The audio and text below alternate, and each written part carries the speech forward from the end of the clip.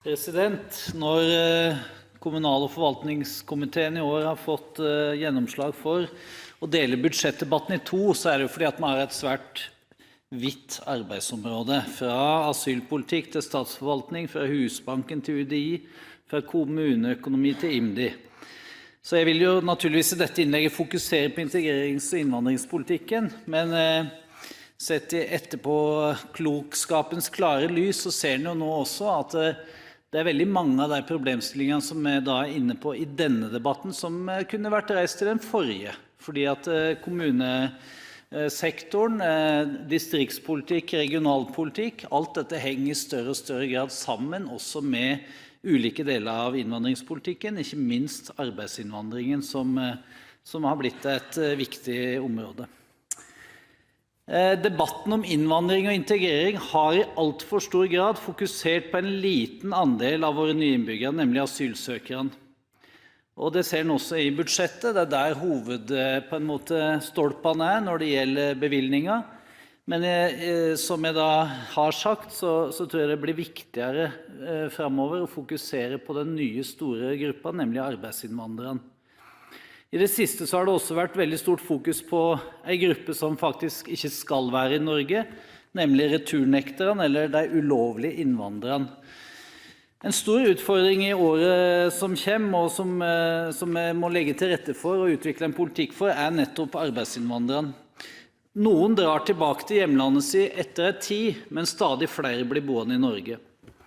I Sverige så snakker de nå, jeg snakket med minister Billström der borte, som snakker om den sirkulære migrasjonen, der du kanskje vokser opp i et land, studerer i et annet land, jobber i et tredje land, for så å flytte tilbake til enten fødeland eller studieland, eller kanskje bli værende. Og dette vil vi se mer og mer av i tiden som kommer. Det blir mer og mer global migrasjon, og det blir mer og mer folk med kompetanse og behov for bedre økonomi som flytter seg rundt i verden. Og dette legger vår politikk i dag for lite opp til å møte. Høyre mener at innvandrerne beriker samfunnet og arbeidslivet gjennom den erfaring, kunnskap og arbeidsvilje som de har, og de ideer de kan bidra med som følge av at de har en annen kulturell bakgrunn. Samtidig byr det flerkulturelle samfunnet på utfordringer som må løses for å kunne realisere hvert enkelt menneskes muligheter. Det derfor viktig å bruke den første fasen til økt språk- og samfunnsopplæring og inkludering i arbeidslivet. Det viktig at tiltakene for økt integrering i særlig grad retter seg mot kvinner og barn. Høyre ønsker å forsterke introduksjonsarbeidet, og i vårt alternative budsjett foreslår vi blant annet å gi deltakere på introduksjonskurs med barn i barnehagealder tilbud om gratis barnehageplass og utvidelse av tilbud om språkkartlegging av alle 4-åringer. Vi mener det er viktig å legge til rette for at introduksjonsordningen for nyankomne innvandrere og flyktninger omfatter hele familien. Grunnleggende ferdigheter i norsk svært viktig for barns mulighet til å lykkes i Norge. Derfor er det viktig at vi fanger opp alle barn med språkproblem på et tidligere tidspunkt enn i dag. Ordningen med språkkartlegging som har blitt gjennomført i enkelte kommuner i landet, omfatter ikke bare barn med minoritetsbakgrunn, men også barn med språkvansker. Ordningen må bli landsomfattende og utvikles i tråd med kunnskapen som fremkom som en følge av den foretatte evalueringen. Det er viktig å legge til rette for at introduksjonsordningen for nyankomne innvandrere og flyktninger omfatter hele familien. Et viktig virkemiddel for å nå dette å tilby gratis barnehagetilbud til denne gruppa, under forutsetning av at både mor og far deltar i ordningen eller i arbeid eller utdanning. Det svært mange frivillige organisasjoner som gjør et fremragende arbeid med integrering. Denne ressursen kan bety enda mer for at Norge skal lykkes med sitt integreringsarbeid. En av organisasjonene som jeg vil trekke fram MIRA-senteret, et ressurssenter for innvandrere og flyktningkvinner fra hele landet, og en møteplass for engasjerte og samfunnsaktive kvinner og jenter med minoritetsbakgrunn, som bidrar både i integrerings- og likestillingsarbeidet. Arbeidet ved dette senteret bør utvides. Disse tiltakene vil legge bedre til rette for integrering av kvinner og barn i det norske samfunnet. Flere frivillige organisasjoner driver viktig integreringsarbeid. Røde Kors har i 2011 måttet avvise flere deltakere på mange av sine ulike arrangement. Og derfor mener Høyre at disse frivillige tilbudene må styrkes. Det er foreslått en styrking i det framlagte budsjett, men vi ønsker å styrke dette ytterligere med 10 millioner kroner i budsjettet vårt for 2012. Men det likevel kommunene som har hovedansvaret for introduksjonsarbeidet. Det derfor viktig med fortsatt tilskudd til kommunale introduksjonstiltak. Det nødvendig å stramme ytterligere inn på asylpolitikken, slik at det kommer færre grunnløse asylsøkere til Norge. Høyre har i sitt alternative budsjett foreslått tiltak som strengere asylpolitikk. Anslaget for nye asylsøkere reduseres derfor med 2000. Forslagene innebærer blant annet forslag om å få på plass flere returavtaler, økt krav til underhold ved familiegjenforening og informasjonstiltak i land der de fleste grunnløse asylsøkerne kommer fra. Samtidig foreslås det etablert en instruksjonsmyndighet for regjeringen overfor UNE i prinsippspørsmål, tilsvarende ordningen som eksisterer overfor UDI, og at regjeringen bes om å gjennomgå prosedyrene for hvordan straffbare forhold som fremkommer gjennom saksbehandling og asylintervju i UDI og UNE blir videreformidlet og fulgt opp overfor statsadvokatene. Det behov for å utvikle en alternativ strategi til dagens politikk og en ny modell for drift av asylmottak som kan bidra til mer kompetanse innenfor fagfeltet. Det relevant i den sammenheng å utvikle egne kompetansemottak lokalisert i ulike deler av landet, og som kan spesialisere seg på ulike områder innenfor fagfelt som for eksempel returproblematikk, kartlegging, enslige mindreårige asylsøkere, kvalifisering osv. Vi foreslår ingen reduksjon i bevilgningene til norskopplæring, selv om vi legger til grunn en politikk som vil redusere antallet asylsøkere. Det betyr at vi i realiteten styrker norskopplæringen for asylsøkere og innvandrere. Vi har ved flere anledninger fremmet forslag for å få kontroll på asylstrømmen, men også for å bedre integreringen av nyankomne innvandrere som skal leve sine liv i Norge. Av og til opplever vi at regjeringspartiene slutter seg til forslagene, naturligvis ikke når vi fremmer dem, men at de velger å vente til de fremmer de samme tiltakene selv. Og da går det bort mye unødig tid og ressurser i forhold til de som skal ut av Norge, for de som skal bli i Norge og for det norske samfunn som helhet. Det viktig å legge til rette for en vekstfremmende arbeidsinnvandring til Norge.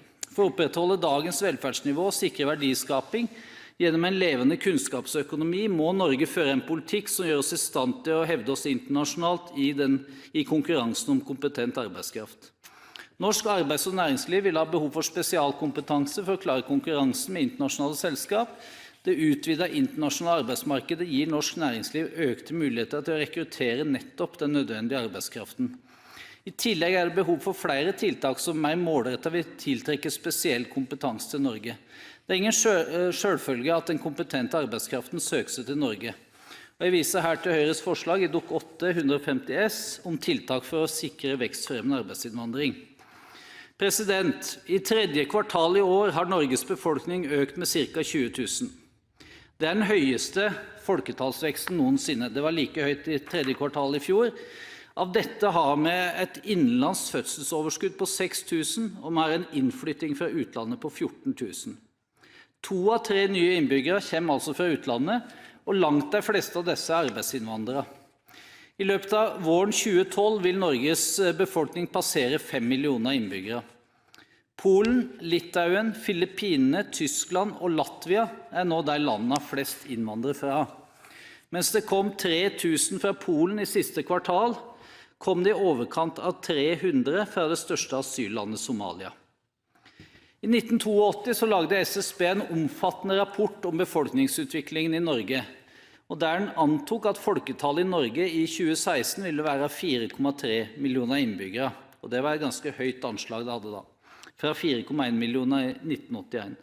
Nå passerer vi mest sannsynlig 5 millioner våren 2012. Hva poenget med disse talløvelsene? Jo, Norge trenger på en helt annen måte enn frem til nå å utvikle en moderne politikk for arbeidsinnvandring og integreringen av disse. For å oppsummere, så Høyre tilhenger av en liberal arbeidsinnvandringspolitikk, en streng, men rettferdig asylpolitikk og en svært streng tilbakesendelsespolitikk av ulovlige innvandrere eller returnektere. Det blir replikkordskifte. Første replikant Lise Kristoffersen. Det Lars Egeland.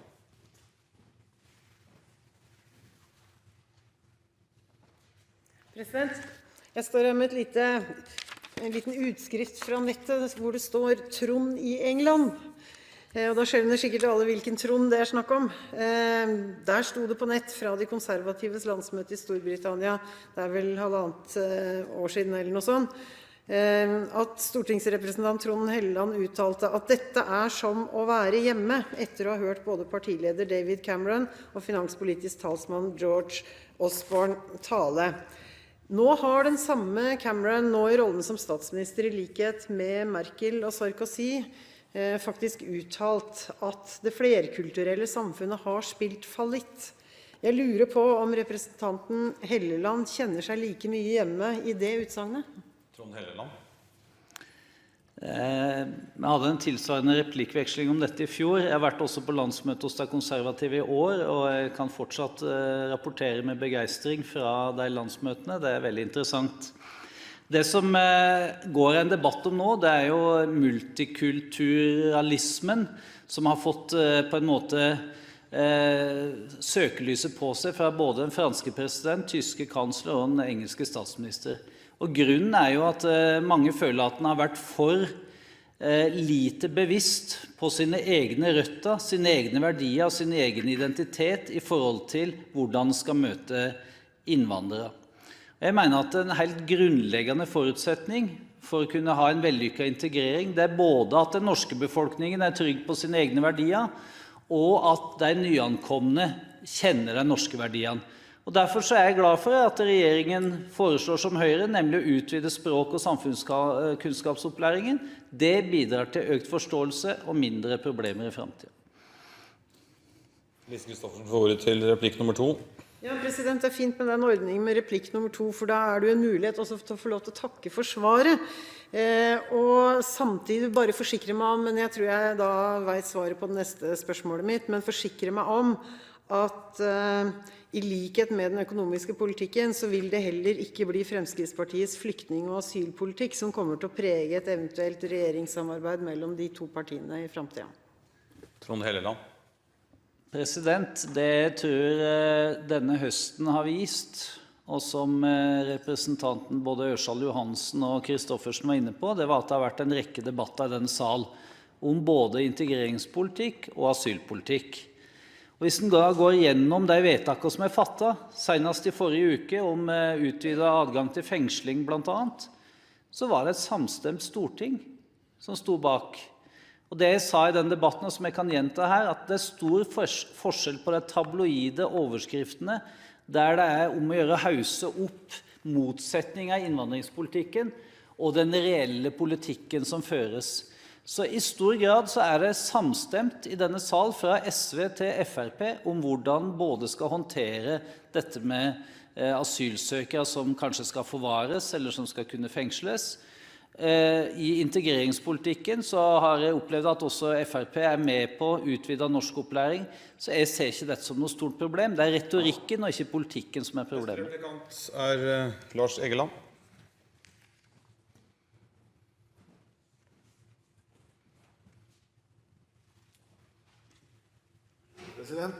I ordskiftet før i dag så sa Ørsal Johansen at antallet asylsøkere kan øke som følge av det som skjer i Europa.